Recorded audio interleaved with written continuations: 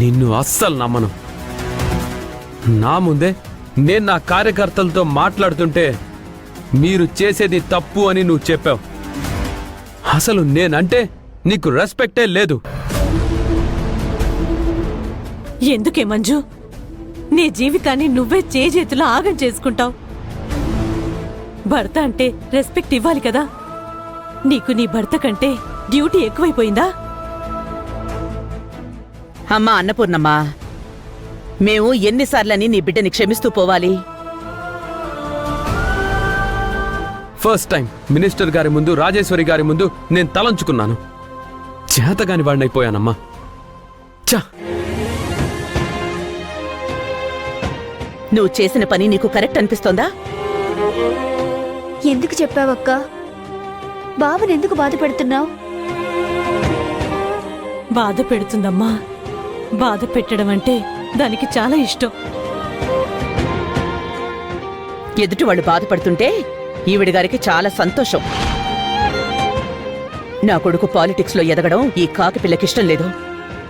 వాణ్ణి రోజు రోజుకి రాచి రంపాను పెడుతోంది. ఎంతసేపు ఏఎస్ఐ మంజు భర్త సత్య అనిపించుకోవడం ఈవిడి గారికిష్టం. నీ జీవితాన్ని చేతులారా నువ్వే నాశనం చేసుకుంటున్నావు. భగవంతుడు కూడా నిన్ను కాపాడలేడు.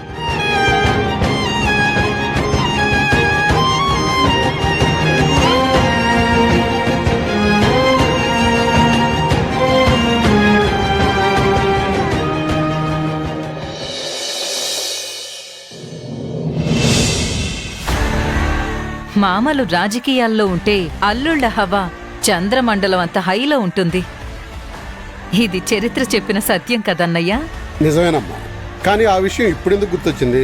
నీ మంచితనం, నీ ఫాలోయింగ్, నువ్వు ఖర్చు పెట్టేది చూస్తుంటే నీ గెలుపు ఒక చరిత్ర కాబోతుందని నాకనిపిస్తుంది.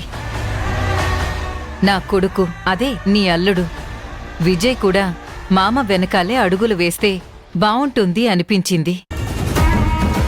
నీ అల్లుడే నీకు రాజకీయ వారసుడిగా రావాలి.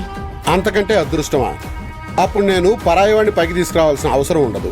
ఆ సత్యకి యూత్ ప్రెసిడెంట్ ఇప్పించావు, తనని హైకమాండ్లో పరిచయం చేశావు. ఇక చాలు, చిన్నగా చిన్నగా నీ అల్లుణ్ణి కూడా నీ వెంట తిప్పుకో. ఇప్పుడు యూత్ మొత్తం మీ అన్న జెండానే మోస్తున్నారు. నమస్కారం హోమ్ మినిస్టర్ గారు. నమస్కారం. ఏంటి సార్ ఈ సడన్ సర్ప్రైజు? నీ నియోజకవర్గం పేరు స్టేట్ లో స్పెషల్ అయిపోయింది. రాజేశ్వరి దేవి గారు కదా? అవునండి. నమస్కారం. నమస్కారం అమ్మా. కూర్చోండి. కూర్చోండి. బంగారాన్ని పోత పోస్తే వచ్చిన విగ్రహంలా ఉన్నావమ్మా. కలిసినప్పుడల్లా మీ అన్నయ్య నీ గురించే చెప్తూ ఉంటాడమ్మా. ఇక అసలు విషయం ఏమిటంటే, యూత్కి క్రికెట్ కిట్లు, ఆట వస్తువులు కొనిపెట్టావు కదా, ఆ న్యూస్ వైరల్ అయ్యి నీ పేరు మారుమోగిపోతుంది. ఎలక్షన్స్ కోసం యూత్కి పంచుదామని అనిపించింది సార్. ఎలక్షన్ బిఫోర్ ఇంత ఖర్చు పెట్టావంటే గెలుపు నీదే అని అందరూ అంటున్నారు. అదేంటి సార్, మన పార్టీ కోసం నా యావదాస్తినైనా ఖర్చు పెడతాను. అవును హోమ్ మినిస్టర్ గారు, చాలా ఖర్చయింది. ఎంత ఖర్చు పెట్టినా తిరిగి 4 వంతులు సంపాదించుకుంటాడమ్మా. అదే కదా రాజకీయం. మీ ఆశీర్వాదం నాకు ఎప్పుడూ ఉండాలి సార్. హరిశ్చంద్ర ప్రసాద్ గారు, అదెక్కడికి పోతుంది?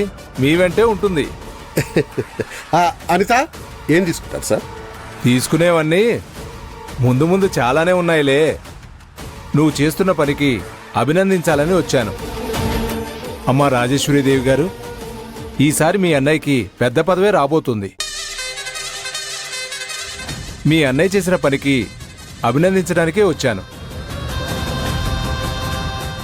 త్వరలోనే మీకు శుభవార్త చెప్తాను. ఏంటి సార్ అది? మీరు ఊహించనిది, ఇద్దరికీ మేలు జరిగేది, రాష్ట్ర రాజకీయాల్లో మన ఇద్దరిని బలోపేతం చేసేది చెప్తాను. సంతోషం సార్, వెయిట్ చేస్తూ ఉంటాను.